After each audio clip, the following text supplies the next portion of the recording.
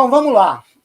A gente falou na semana passada, né? A gente estava refletindo o que esses caras estão querendo dizer com o fim da globalização.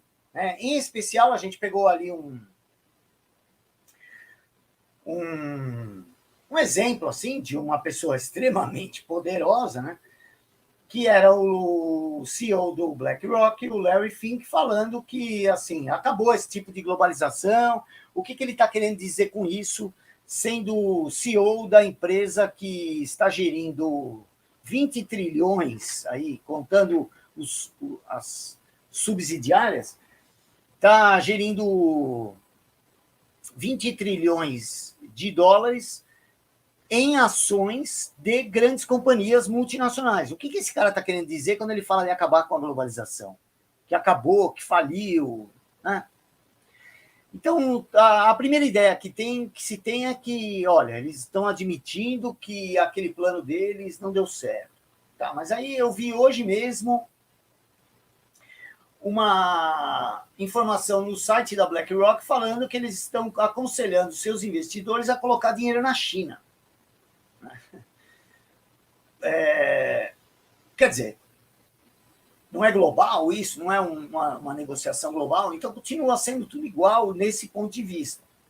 E aí a gente já vai falar um pouco mais sobre isso daqui a pouquinho, na participação desses bancos junto a outras forças de poder. Né? Na semana passada, eu falei que eu achava que eu estava identificando uma espécie de divisão, de espólio aí entre esses grupos de banqueiros, principalmente dois grandes grupos de banqueiros e vários satélites que orbitam em torno deles e que a gente pode, de certa forma, ver representado, seja na ideia dos think tanks, né? Quando a gente tem um think tank claramente ligado a esses banqueiros americanos, e temos o think tank Chatham House, né, criado 2 anos antes, lá na Inglaterra, que tem óbvia ligação com a City London e, portanto, com muitos desses banqueiros, como que hoje são chamados aí dos banqueiros sionistas. Está em torno da família Rothschild, em torno da família Warburg, Oppenheimer, Goldschmidt e as próprias famílias da nobreza europeia que estão, de certa forma, concentradas ali, com os seus investimentos concentrados ali na City London. Né? Então, voltando aqui, o que eu estava achando? Que a gente vê assim, BlackRock e Vanguard. Quando a gente começa a pesquisar a origem desses, ou melhor, assim, pesquisar a origem da empresa, né? E os seus principais os principais clientes deles, né? Porque são os grandes investidores que usam BlackRock, Vanguard, como forma de expandir os seus negócios. Então, é lógico que lá tem milhares de investidores, mas vão ser poucas famílias que estão, de fato, coordenando a movimentação daquele dinheiro.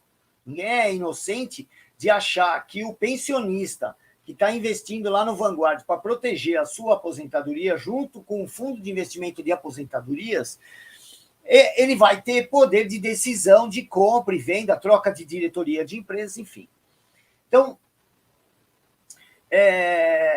o que eu acho que algo aparente, assim, a gente identifica 2 grandes grupos dentro desses que a gente chama de metacapitalistas ocidentais, 2 grandes grupos de banqueiros, né, que estão, de certa forma, hoje representados nesse novo formato de cartel, que é o formato dos bancos de investimento.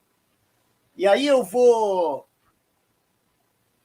falar de 2 livros antigos que merecem ser lidos, apesar de estarem superados devido a esse modelo. Peraí.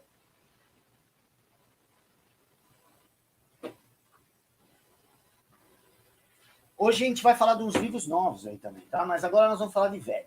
2 livros velhos. Um livro de 1978, que eu sempre indico aqui, Kurt Rudolph Mirrell, A Ditadura dos Cartéis, e um livro de 1980 ou 81, deixa eu ver. De 81, do Anthony Sampson, que virou um clássico isso aqui, Os Credores do Mundo. Os banqueiros internacionais que financiam a dívida externa. Quando a gente entende o que está sendo contado aqui, a gente vê que a estruturação dos cartéis, e hoje, quando a gente vê quem são os principais investidores que estão à frente desses grandes fundos de investimento, a gente vai ver que só mudou o formato. A forma, o conteúdo não mudou. O conteúdo é o mesmo. As pessoas, claro que passa décadas, morreram pessoas, mas as famílias são as mesmas. Então, a gente pode observar, por um lado, o BlackRock, mesmo agindo, sendo criado nos Estados Unidos, ele sempre esteve muito atrelado ao fundo Carlyle, que é anterior a ele, e aos fundos de investimento europeus ligados ao City London, que antes nem eram esse tipo de fundo de investimento, aos banqueiros mesmo, né?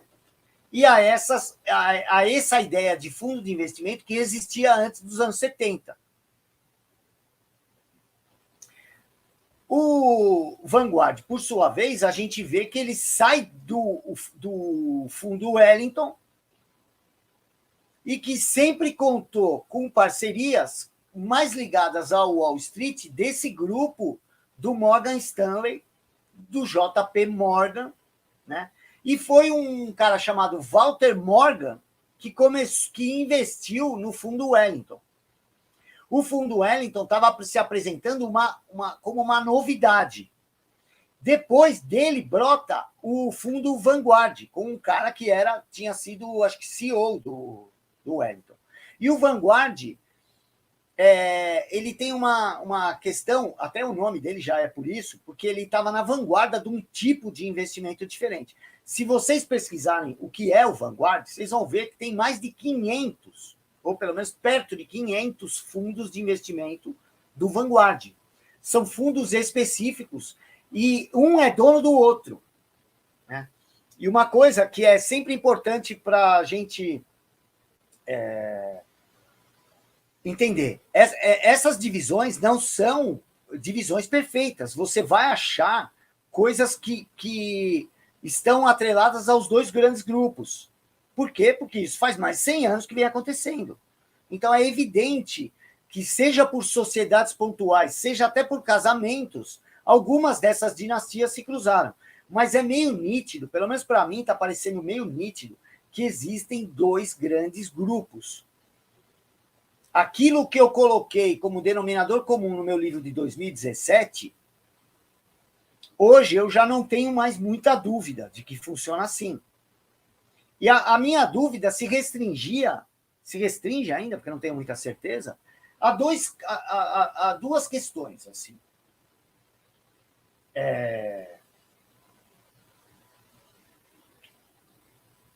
Até onde a gente pode dividir perfeitamente esses dois grupos, e como se encaixam nessa divisão esses outros grupos satélites, onde entra, por exemplo, pessoas como George Soros, ou seja, gente que não estava na criação do Federal Reserve, gente que ainda não tinha participação na criação desse sistema financeiro e que chegou depois e, portanto, não vai ter a mesma importância. Porque, afinal de contas, ele usa o sistema financeiro criados por aqueles 30 banqueiros lá, representantes, os 30, na verdade, que eram 7 famílias que criam o Federal Reserve. E qual era o denominador dessas famílias? É difícil. Você só consegue encontrar denominador comum quando você as separa em dois grupos, que é o que eu estou tentando fazer agora, e se Deus me ajudar, isso vai estar no meu livro do ano que vem. Porque eu estou estudando praticamente... o que eu mais estudo hoje é isso. Porque eu acredito que sem a gente quebrar esse sistema financeiro, não vai adiantar nada. Não vai adiantar nada. só vai adiar, no máximo. Tem a guerra cultural, é mais importante, porque envolve o elemento espiritual, não tenha dúvida disso. Mas se a gente só ficar cuidando disso, a gente só vai cuidar do sintoma e não da causa da doença. Né? É claro que tem outras causas, a gente pode ver essa doença sob vários pontos de vista, mas, na verdade, essa é uma delas, porque a seiva, né, o veneno que circula na sociedade está ligado ao sistema financeiro internacional. Ou vocês acham normal que uma empresa, ou meia dúzia delas, consigam ter 40%, 50% das grandes companhias internacionais? Né? Assim, não tem uma pessoa no mundo que não consuma um produto dessas grandes corporações. Não existe. É impossível. Seja na energia que você consome, que mesmo que você não escolha, vai estar na energia. E sem contar os seus impostos que são retirados de você para financiar o trabalho dessas companhias. Porque é isso que virou o terceiro setor. É daí que surge a ideia de ESG, de tudo isso. É uma maneira de manipular a sociedade ao mesmo tempo que suga e instrumentaliza as instituições governamentais. Né?